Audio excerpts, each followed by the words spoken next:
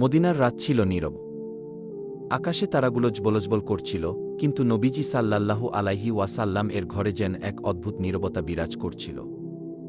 রাতের গভীরে তিনি ধীরে ধীরে হাঁটতে হাঁটতে তার প্রিয় কন্যা ফাতিমা রাদিয়াল্লাহু তাআলা আনহু এর ঘরে প্রবেশ করলেন। চোখ ছিল অশ্রুসজল, কণ্ঠস্বর ভারী। ফাতিমা রাদিয়াল্লাহু তাআলা আনহু বুঝতে পারছিলেন কিছু একটা ঠিক নেই। তিনি অবাক হয়ে বললেন, হে আব্বাজান, আপনি কাঁদছেন কেন?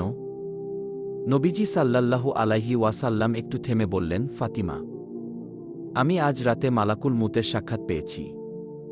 তিনি আমাকে জানিয়ে দিয়েছেন আমার দুনিয়ার সফর শেষ হতে চলেছে। এই কথা শুনে ফাতিমা রাদিয়াল্লাহু তাআলা আনহু এর বুকের ভেতর কেমন যেন করে উঠল। তিনি আব্বাকে শক্ত করে জড়িয়ে ধরলেন।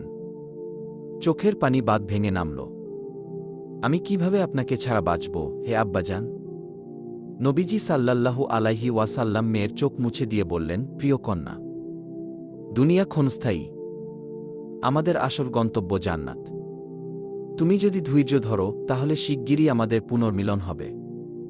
তবে নবীজি সাল্লাল্লাহু আলাইহি ওয়াসাল্লাম এর এ কথাগুলো যেন এক অজানা ভবিষ্যতের বার্তা ছিল।